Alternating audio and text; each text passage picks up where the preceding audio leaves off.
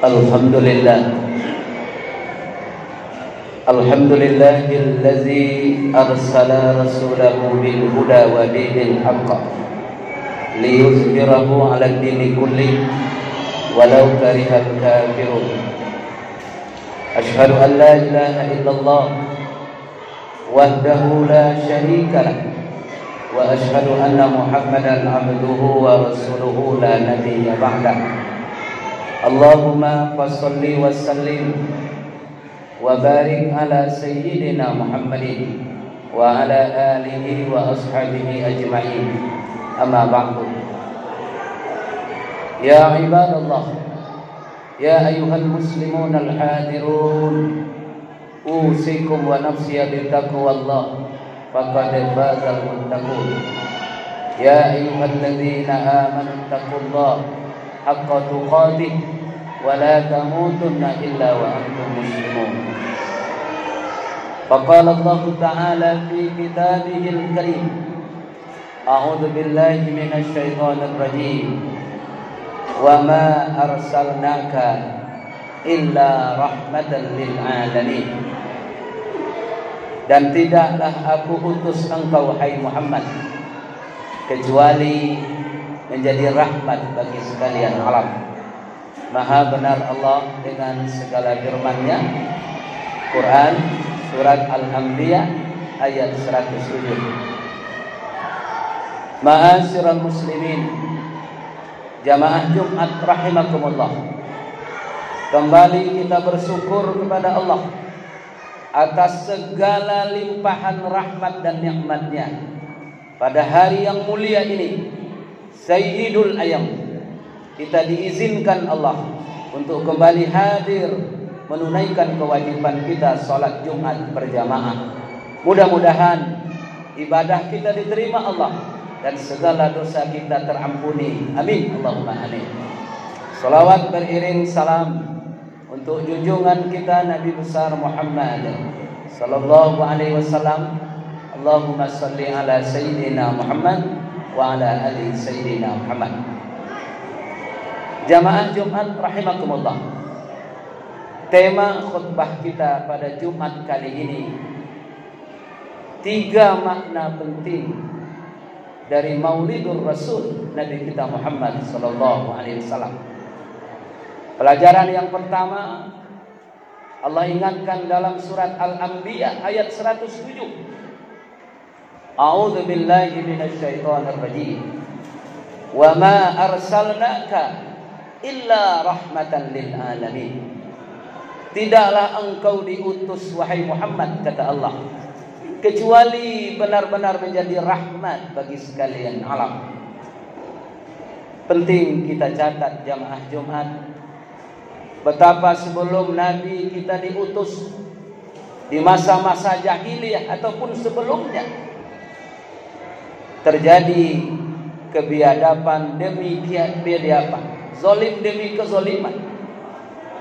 Salah satu contoh kita baca dalam Quran surat An-Nahl ayat 57 dan 58. A'udzu billahi minasy syaithanir rajim. Wa idza bussira ahaduhum bil untha.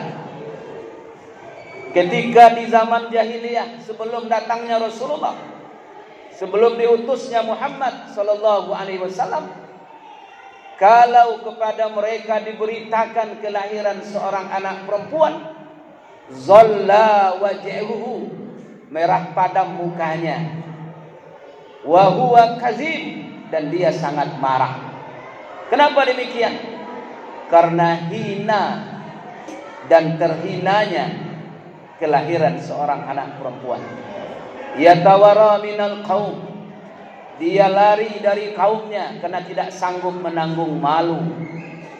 Am yadussuhu fit turab, apakah mereka akan memelihara anak ini atau menguburkannya hidup-hidup ke dalam tanah? Ala sa'a ma yahkumun, alangkah buruknya yang telah mereka tetapkan.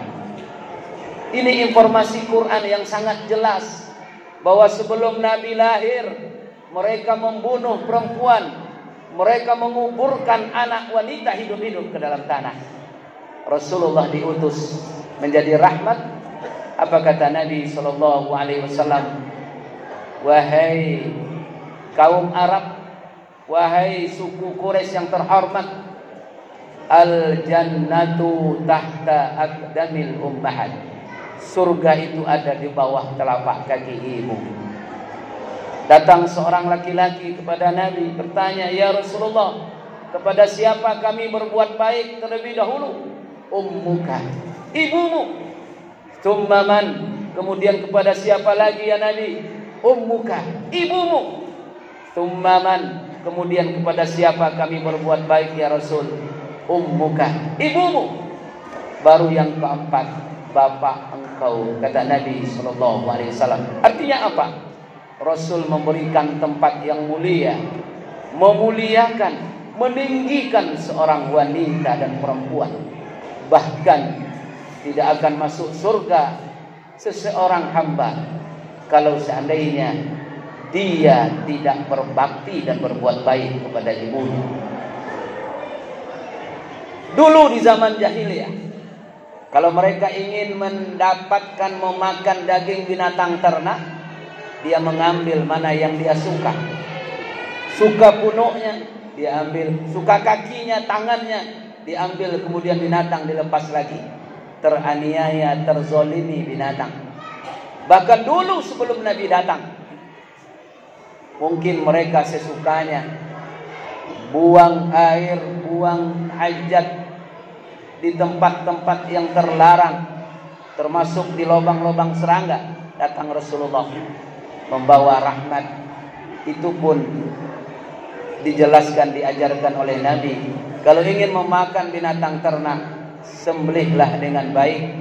Cari sembelihan yang paling tajam. Rebahkan dia, ikat kakinya, arahkan ke kiblat. Sembelih dengan menyebut nama Allah. Bismillahi Allahu Akbar. Tampak oleh kita bagaimana Rasul Muhammad betul-betul lahir diutus oleh Allah menjadi rahmat bagi sekalian alam. Apa yang bisa kita petik jamaah Jumat? Hari ini Rasulullah hampir 15 abad sudah meninggalkan kita. Tapi hari ini ketika kita mengenang kembali, mengulang kembali, membaca kembali sejarah perjuangan kelahiran Rasulullah, harus mampu kita semua yang hadir hari ini, umat Islam secara umum, betul-betul menjadi rahmat seperti Nabi Muhammad. Jangan jadi laknat dalam hidup ini. Ayo semua jamaah Jumat, kalau ingin berhasil maulid kita, ingin berhasil mengenang kembali kelahiran Nabi, harus mampu menjadi rahmat di tengah-tengah umat. Jangan jadi laknat. Mulut kita membawa rahmat untuk tetangga kita, pikiran kita membawa rahmat untuk umat, tangan kita memberi rahmat untuk orang lain, mampu berbagi kepada sesama. Begitulah selanjutnya. Jadilah kita rahmat seperti Nabi Muhammad. Jangan jadi laknat seperti Abu Lahab, Abu Jahil, dan yang lainnya. Na'udzubillah. Ini pelajaran besar pertama. Kalau ini sudah bisa kita terapkan dalam hidup, inilah hidup yang penuh dengan kedamaian, penuh kebahagiaan dan ketenangan di tengah-tengah masyarakat kita. Yang kedua, Allah ingatkan dalam surat Al-Ahzab yang sering dibaca ayat 21. Apa kata Allah? Laqad kana lakum fi Rasulillahi uswatun hasanah. Sesungguhnya apa yang ada pada diri Rasulullah mampu dan harus kita jadikan uswah, harus kita jadikan tauladan dan contoh dalam kehidupan kita. Artinya apa? Hari ini umat Muhammad harus kembali mampu menjadikan Rasulullah sebagai idola, harus mampu menjadikan Rasulullah sebagai panutan, dan harus mampu menjadikan Rasulullah sebagai uswah dan contoh, potret dalam hidup kita.